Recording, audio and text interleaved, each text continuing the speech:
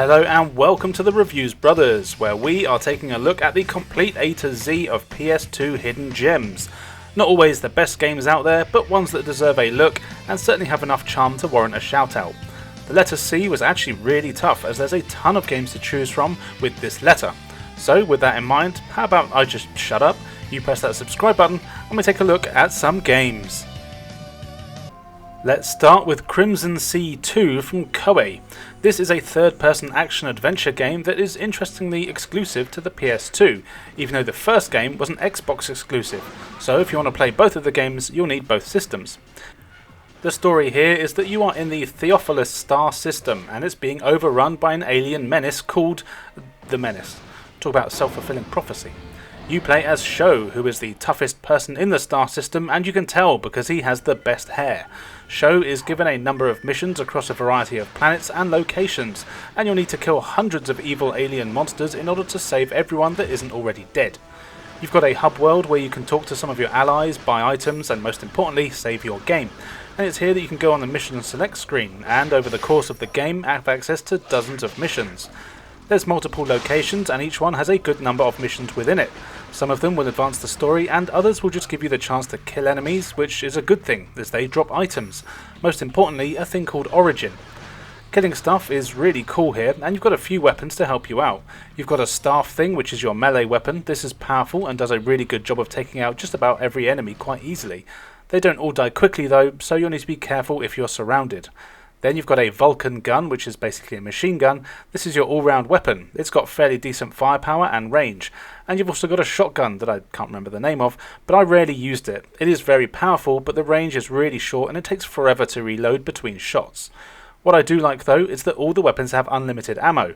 They just need to recharge if you use them continuously, apart from the staff. And remember that Origin I mentioned earlier that enemies drop? Well, that's used to upgrade your weapons to make them more powerful, unlock new attacks and combos, and increase their range, etc. This is a really nice touch, and the combat here is so fun that I always wanted to get stuck into fights and do all of the missions. Most of the time, missions are a case of killing everything, but there are a few other types, like having to plant bombs or even defuse them. Other times you've got escort missions and that sort of thing. It's nothing groundbreaking, but it's enough to keep things fresh. And the battles here are really fun. You often have a dozen or so enemies around you at any one point, and fighting them is nice and fluid. You've got a lock-on ability which comes in very handy, but you'll also automatically lock on to the nearest enemy when shooting. What's odd is that if you are locked on and you kill an enemy, you stop for a moment to do a weird little motion before you can attack again.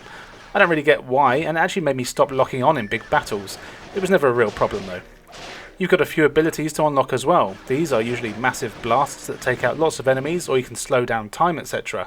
These come in handy in battles, but also sometimes have to be used outside of battles to solve puzzles, like slowing down time so you can run to a door before it closes, that sort of thing. The graphics here are very good, and it all runs super smooth, even with all the enemies it's throwing at you, but that's kind of Koei's thing. I really like a lot of the boss designs, and more planets open up as you play, which gives more variety in locations, with various towns, bases and villages all in need of being helped. I have actually never heard of this game until now, and I do have the original Xbox, so I might see if I can track down a copy of that first game. This one is well worth a play if you like a bit of action.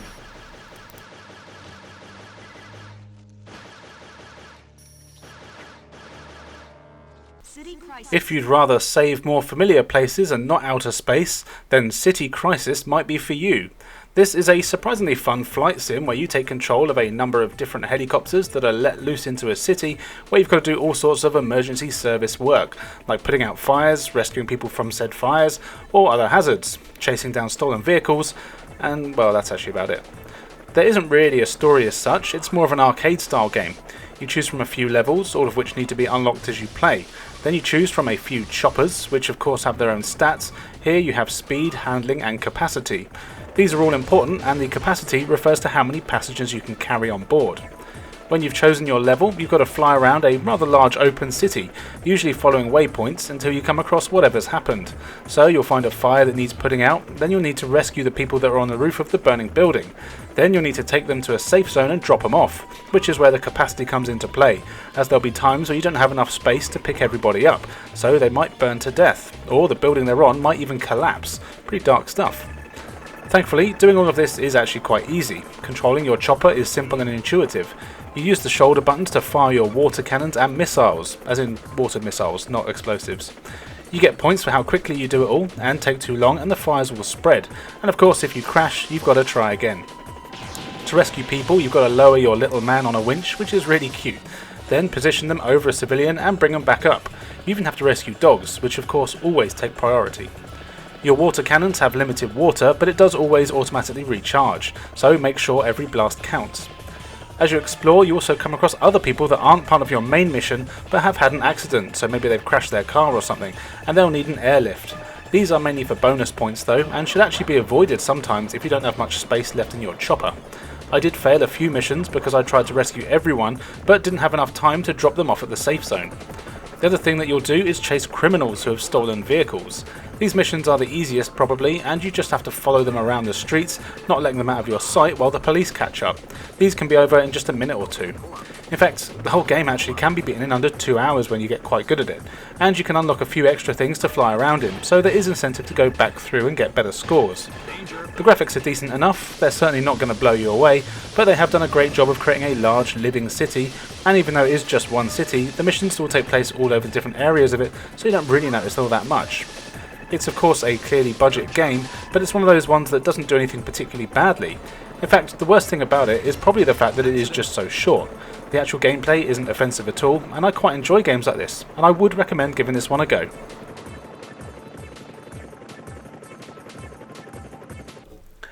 If you'd rather shoot stuff than save it, then maybe Castle Shikigami 2 has you covered.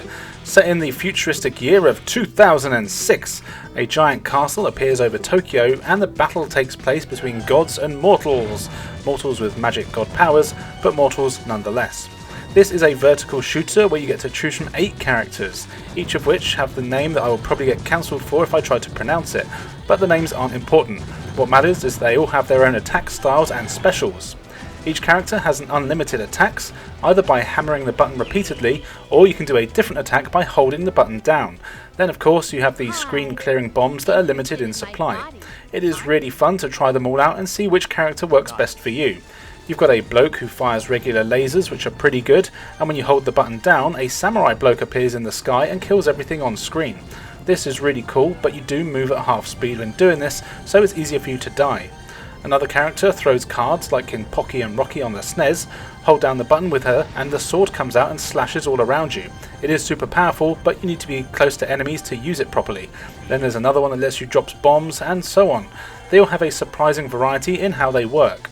And the characters actually each have a couple of firing options that you choose from before playing, so there really should be something for everyone. The actual gameplay is exactly what you expect from a shooter. You fly up the screen and shoot everything that comes your way.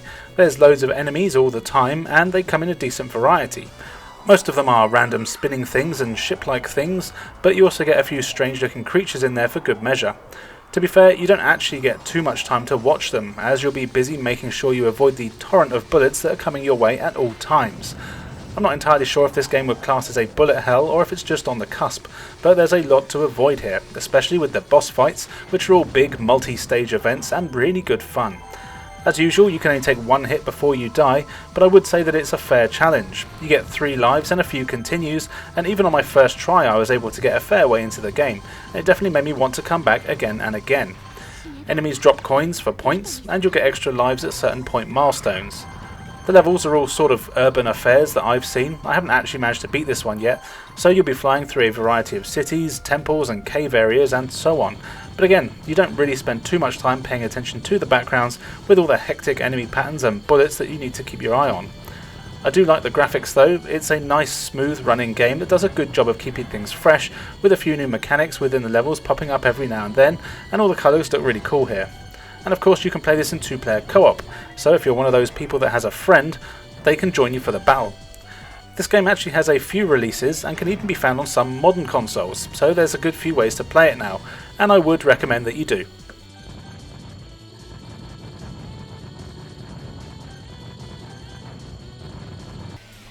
Fighting game time now, and here is Capcom Fighting Jam.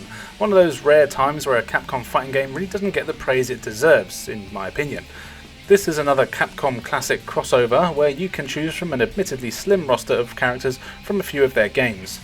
You can choose 4 characters from either Street Fighter 2, Street Fighter Alpha, Street Fighter 3, Darkstalkers, and the not very well known Red Earth. Now, while the selection is decent enough, I do feel like having so many Street Fighter games is a bit of a cop-out, but hey ho. So your classics like Ryu, Chun-Li, Huilei and M. Bison are here, but the ones that people might not know are the Red Earth characters. It's a game that was only released in arcades until some recent compilations, and features more fantasy-style characters. So there's a lion imaginatively called Leo, Hauser, who's a T-Rex, Kenji, a ninja bloke, and Hydron, a water-based Nautilus thing. There's even a couple of hidden characters and one brand new character, Ingrid, who is basically an evil witchy woman who's the one that made all these universes collide in the first place. She's actually a really fun character to play with, and I'm not sure if she's appeared anywhere else. I actually bought this game back in the PS2 era and really enjoyed playing with these crazy characters, and that hasn't changed much. You get to choose from any 2 of the characters here, and then you just battle the other pairs until you beat the final boss, which is the final boss from the Darkstalkers games. The fights are your usual best of 3 rounds, and each character has their own usual special moves. And what's cool is that they have the same super bar as they do in the games that they're from. So for Street Fighter 2, it's the usual punch people in the face to charge a meter, and then do super specials, which I think is actually from Super Street Fighter 2 Turbo. Darkstalkers characters have the charge bar from their games, and, well, you get the idea. You start each fight with whichever characters you choose from first, and then between rounds you can swap between the other characters if you want to. Even if you have lost a round with that character, you can still select them, which is cool, and a good way to try out new characters if you have someone familiar with on your team. The actual fighting is spot on though. It's classic Capcom and the controls are fantastic. The moves are easy to pull off, and it's all just fast and fluid, exactly as you'd expect. The graphics are all really good as well. The 2D sprites are all very well animated, and there's a decent amount of backgrounds from all the games featured, though I did notice some of them were a bit static. I know this game doesn't get much love, and I can see why, to be fair, as it does feel like a bit of a rushed job, which apparently it was, as it was meant to be a huge crossover game with way more characters and modes, but that got cancelled, so they just sort of shoved this out the door instead. But playing it now, it's still a really solid Capcom fighting game that's a hell of a lot of fun and would be great with a few friends having a few scraps of an evening. If you like fighting games, you'll probably like this.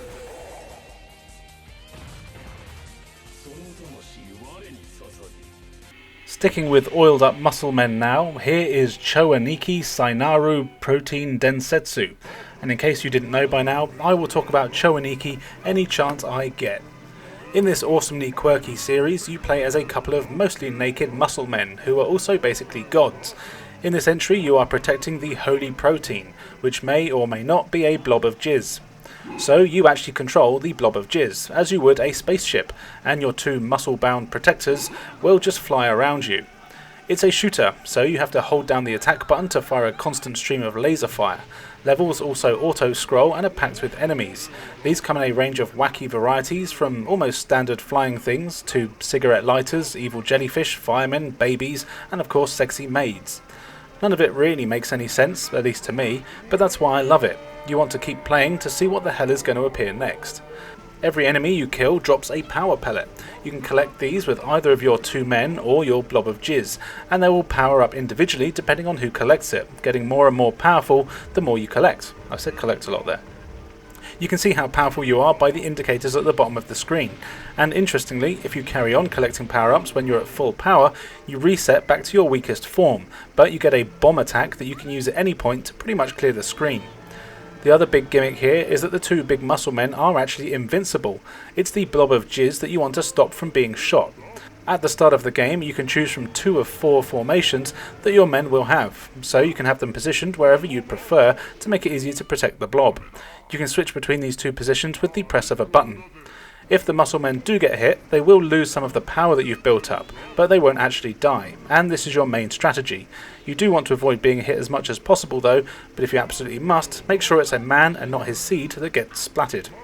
Makes it sound easy, but it's really not, as it's just 1 hit and you're done. And there's some obstacles and enemies that can't be killed and must be avoided. You'll die a lot on your first few tries. The game uses polygon graphics, which I have to say aren't actually very good. I much prefer the awesome 2D sprites of the previous games and wish they'd just used those but made them even better. It does still work and the strange designs are still cool, but it just doesn't have quite the same charm to them. Control wise it's fine, you are forced to use the D-pad, which is a bit strange, but actually that's probably what I'd choose anyway if I have the option. And really that's all there is to it. It's a very simple game that was only released in Japan, as we just can't handle things like this over in the West. But it is so crazy fun, and I really love this series. Definitely one to play if you can. I wonder if there's a compilation out there for modern consoles I can get.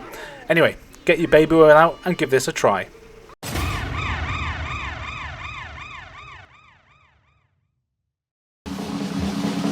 Chaos! Wars! Yeah! What is it good for? Playing in the study! Chaos! Wars! Yeah! What is it good for? Lengthy turn-based fighting! Say it again, y'all! Hello, I'm Beltbuckle Bill, and this is my review of the best game that isn't Vandal Hearts. Chaos Wars is a tactical turn-based role-playing video game released on the PlayStation 2 in 2006. I'm only about 3 hours in, which is unusual for me. I usually play for 30 minutes with an intention to play more, but never do. Admittedly, 1.5 hours is me probably reading text, which you can skip, but they worked really hard on the storyline, and I feel I should see it through. The story, so far, follows a group of school kids. One of them has a dream about a sky beam and a cave, then wakes up and finds a sky beam and a cave. He and 2 friends are teleported to another dimension, or a multiverse, before multiverses were cool, and meet someone who he clearly wants to have relations with, but resorts to schoolyard bullying to woo her. I imagine it will work by the end of the game. The dialogue is terrible, but I love it. The characters are constantly belittling each other, and no one comes off well. Please bear with, as I'm only 3 hours in, as I said, so I'm not sure where the story is going, but they have travelled to India, where people sometimes teleport. There are baddies, of course. The main one wants to control teleportation. They use terms like keys, portals, knights and other jargon. And I think the main baddie wants to rule everything, but I'm holding off judgment until I've finished it. Fundamentally, every now and then you have to fight things. If you've played Vandal Hearts, then you'll know the battle system. Some fights you have predetermined characters, others you can choose up to 5 to take turns at take-turn fighting. The order in which the characters take action is shown at the top of the screen and will depend on character attributes and what you get up to on your turn. For example, if you only take one action on your turn and then wait, your waiting time is less for your next turn. On your character's turn you can move, attack, use items and realise. Movement is pretty straightforward. You can move up to 25 paces, shown in the red circle, but objects on the battlefield will limit where you can move to. Attacks range from melee, ranged or magic, including healing and buffing. If your characters are well positioned and an exclamation mark shows in the turn bar, then you have a chance to do double or triple up and do extra damage. Attacks level up so they do more damage, but can also change randomly, so make sure you lock in your favourites so they don't disappear. I've not used items very much, but you have healing potions, anti-poison potions, and I'm assuming items that do damage. Apologies for the vagueness. Realise is the term they use for swapping your weapon for an item in another dimension with similar shapes and sizes. An example is the main character is initially armed with a stick, but when you realise, it turns into a sword and your damage doubles. This lasts only a few turns and then it recharges. You'll fight other humans, animals and monsters. So far I haven't struggled with any battles, although some bosses can take a long time to defeat because they've got so much energy. You can zoom in and out and spin the camera so you can see terrain blocked areas by trees and rocks and things like that. In between battles, you can read up about the world you are in, talk to other characters, level up your characters and equip items. The character designs are great, the attacks are interesting with lots of different movesets, the music is bearable, voice acting is terrible but fits with the game. All in, it is a great little game. If I had to be properly constructive, I'd say that fights can take a bit longer than desired due to the fighting system and excessive menus, but it's a turn-based RPG, so you shouldn't really expect a quick game. Would I play it again? Absolutely. Well, in fact, I'm still playing it now. Would I tell my younger self to play it? Yeah, young Bill would have lost hours to this little gem. And would I recommend it to a friend? Only if they like turn-based RPGs. Thank you so much for watching and or listening. If you like this content, then like. If you want to see more, then subscribe. Game over, man! Game over! Another Japanese-only game is Chaindive, which for some reason didn't come out anywhere else, even though it probably should have done. Oh well, we've got emulators now. You play as Shark, because that's an edgy 2000 name, and you are a chain diver. Your planet is under attack, and you've got to protect it, and all of the bouncy boobed women from the aliens who are trying to give them a good feeding up. I'm not sure if there is more to the story, but it's all in Japanese, so I don't really know and skipped a lot of it, sorry. Interestingly, this is actually a 2.5D game. It's all in 3D, but plays entirely on a 2D plane. But that does actually probably work best for a game like this. Gameplay is built around your two weapons and abilities. You've got a cool double-edged sword thing, as well as a laser grappling hook. Also, around every level, there are these green orb things that just float around everywhere. The idea of the game is to use your grappling hook to attach to these orbs and swing yourself around the level, killing enemies until you get to the end. Strangely, your massive sword thing doesn't actually kill enemies, instead it just freezes them, and when they are frozen, you use your grappling hook to launch yourself through them, smashing them to pieces. It is a bit odd to get used to, but I'll tell you what, it's loads of fun when you do. You can do double jumps off of the orbs, as well as a sort of boost move with the X button, which is what kills enemies off. Most of the levels are in cities or flooded areas, while a few of them do have a floor you can run along. The idea is to be constantly swinging and killing, which is also what my neighbours do on their weekend parties that they never invite me to. Bastards. Basically, it kind of plays like a cross between Spider-Man and Bionic Commando, with some hack and slash in there for good measure. The levels aren't too long, and you can beat the game in just a few hours. Probably one evening if you wanted to. But the acrobatics you can do are super fun, and there's some really cool diving attacks available that really make you feel like a badass. You have some massive boss fights as well, with the bosses taking up most of the screen, and you have to find their weak spot and learn their patterns, which is always fun. But they're pretty tough, and the first boss took me a good few tries to get past, though that was also while I was still getting used to the controls. Honest. Thankfully, you do have a training mode, and I would recommend playing through this so you get a proper feel for the controls before chain diving into the story mode. The graphics here are okay. I'd say they're probably below average and pretty jaggedy, but on the plus side that does mean that it all runs super fast all the time. It can be very confusing though. The camera isn't always the best, and there'll be times when you're flying around in the air at high speed with no idea of where the next thing you need to grab is. You do have a bit of control over it with the shoulder buttons, but you just can't point it where you want to, which can be annoying in places. But even with these minor gripes, I still had a blast playing this one. It's something quite original and a whole lot of fun. Definitely recommended.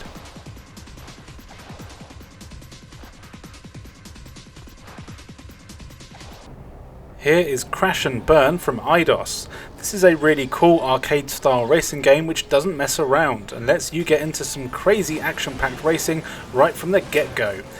It's one of those racing games from, as far as I'm concerned, the golden era of racing games where you pick your car, pick a race or championship, and then you just race a bunch of laps to get points, and you want to have the most points at the end of the championship. Winning races also gets you money, which you can use to upgrade your car or to buy new parts for it. Winning races also unlocks new tracks to race on and new cars to race with.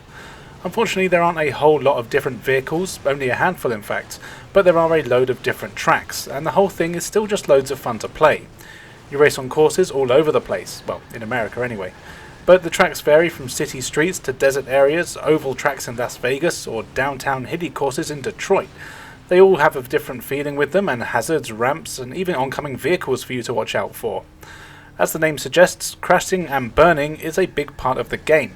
In fact, it's one of the main mechanics. Every race starts with 16 racers, but I guarantee none of them will end with 16. Every car can be destroyed, but that includes you, so watch out. You can ram cars into walls or other racers to try and destroy them, and you get bonus money for doing it, though this isn't Burnout 3, so it's not actually very easy to do, and you will often come off worse in most cases. Cars that are on the verge of blowing up are easily spotted thanks to the smoke bellowing out of them, so you want to keep an eye out for those cars and give them a nudge. After the first lap you also get a turbo, which really helps out. The only way to recharge it though is to smash up other cars. Also, any cars that are destroyed stay on the track and will leave fires burning and oil slicks all over the place, which can cause you trouble. The fire will damage you if you run through it, and the oil slicks will make you slide. What I really like though is that you can actually use this to your advantage at times. If you get an oil slick on a tight corner, you can actually use it to your advantage to do a tighter turn. The fires though are more of a problem. Most tracks have a particularly tough or narrow part, which is where most cars will get wrecked, and this becomes a sort of graveyard for them. The fires and carcasses, will block your view, making it hard to get through the section. But don't worry too much, it makes it hard for the computer opponents as well.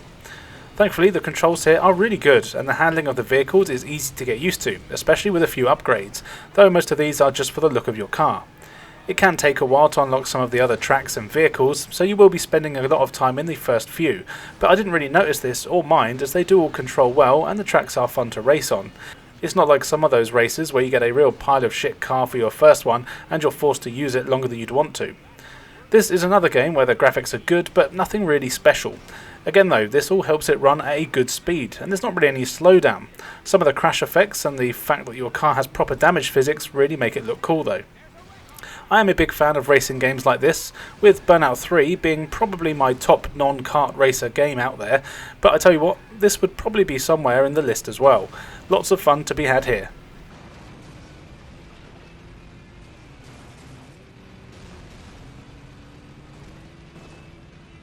Code of the Samurai from Sega tells the tale of a samurai and his mates who are trying to stop an evil gang of samurai and ninjas that are taking over parts of their region. You play as a samurai and some of his companions who set out to different areas of the region to take down the gang leaders and put an end to their evil reign. You know, samurai stuff. Everything here plays like a hack and slash adventure, but not quite. You've got a mission select screen where you can choose to play through all the story missions, and you're often given side missions as well that you can do. The story missions mainly see you wandering around various parts of your towns where the evil gang members are known to reside. You have to explore everywhere and usually kill enough of the gang members for the leader to get annoyed enough to come out and battle you, at which point you'll have to fight the boss. The side missions do play similarly, but the main objectives are to collect items or patrol the streets, kind of like a policeman, and stop any bandits and keep the peace in places that you've already liberated. None of the side missions are actually required to complete the game, but they do come in handy. You see, the companions that I mentioned earlier, as well as your character, all level up as you play, giving you access to more powerful combos and attacks. You only actually control one character, Soji, but you have a number of helper characters to choose from. As you fight, you build up a special bar, and when it's full you do a really cool powerful attack that kills most enemies instantly, and even does massive damage to the bosses. Each of the side characters also gives you a little perk, like one makes it easier for you to break an enemy's block, another one lets you dodge enemies that attack from behind, and so on, so you'll want to choose one that works best for you. On top of this, they each have a trust meter to show how much they like you. The more you use them and the better you fight and work alongside them in the levels, the more this builds, giving you access to more attacks and making them stronger. The combat is the main focus of course, and it's quite different here to other games like this. While you often have multiple enemies to fight at once, you really want to always focus your attention at one at a time. You can lock onto enemies and have a few combos that you can do, but enemies are actually all pretty good at fighting back and you'll really need to time your attacks well. You'll get an arrow pop up on screen at times. This shows when an enemy is about to attack you. So what you want to do is press the highlighted direction and X when you see it. Then you'll do a dodge out of the way, from which you can do a counter combo, and these are really powerful and can take out a lot of enemies in just 2 or 3 hits. If you're just using normal combos, it can take around 20 hits to kill some of the regular enemies. This really is a game where you want to take your time, block and counter all of your attacks, and not just go in swinging. You won't last long if you do. Once you get used to it, it is loads of fun though, and you have some really cool battles even with regular enemies. There's also a ton of bosses here as well, and these guys are pretty tough. They each have their own fighting style, and you even get a hint on what their specialty is. For example, some of them can do attacks that you can't counter, and can attack without even drawing their sword, so you'll need to learn the signs that they're about to do this, which is a really cool touch. And often enemies in the following levels will then use these tricks against you as well. I will say that some of the levels here really can drag on, and there's parts where you're just running down long ass roads following your map to find enemies. Thankfully the map does change from red to blue when you've defeated everyone you need to in a particular section though. The game looks good enough, as pretty much all Sega games do. They always have decent clean graphics. It is a bit generic and you will fight a lot of copy pasted enemies, which is a shame. But even so, this is a really fun game that isn't the same as most brawlers, and you do have to have some battle strategies if you want to get anywhere here. Check it out.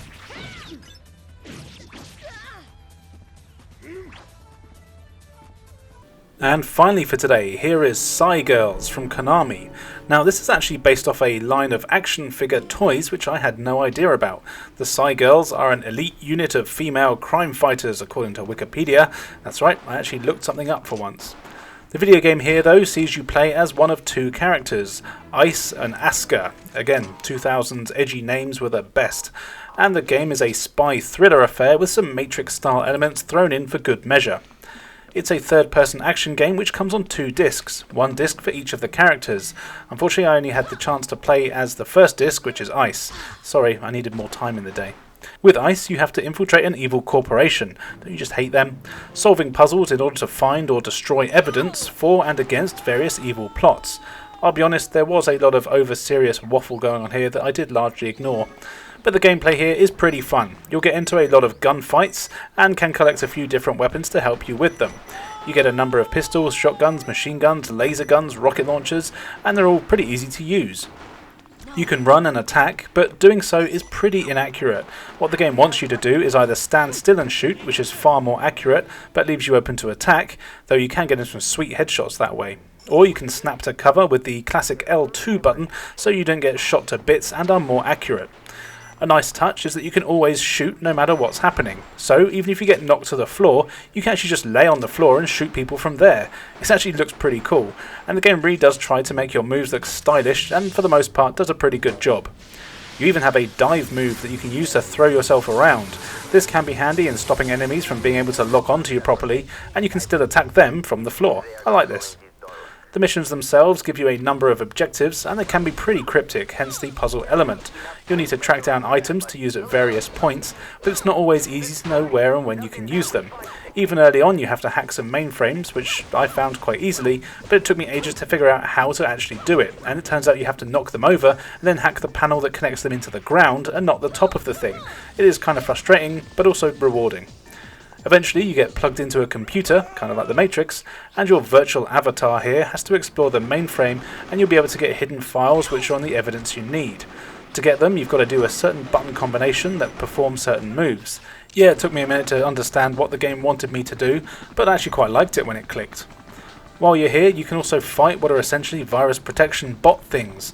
You can't use guns in the virtual world and instead have to use fisticuffs. This all works fine and I like the change in action. In fact, there's a few different elements here, even with just Ice, and you'll visit a few locations across your mission.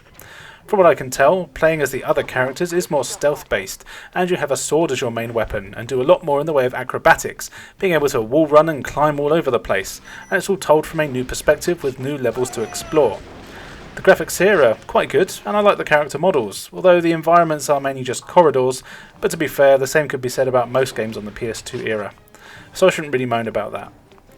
The controls are fine, they are a little janky at times, but for the most part it was always able to do everything I needed to, with relative ease as well. I can't say if it's any easier with the ninja lady though.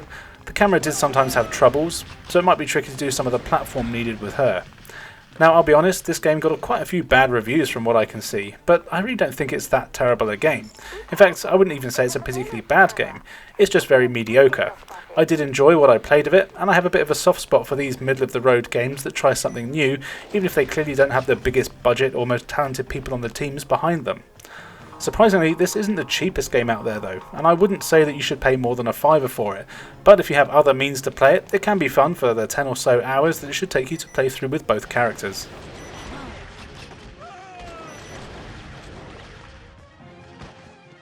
So there you go, 10 games for the PlayStation 2 starting with the letter C that don't often get talked about. As always, be sure to let me and everybody else know what other games we could have included for the letter, and any that are coming up. And don't forget, if you want your voice featured in a future video, just let me know in the comments below and we'll see if we can sort it out. I love having people feature in my videos and would be great to have your input. But now, all that's left for me to say is thank you for joining us, and we'll see you next time.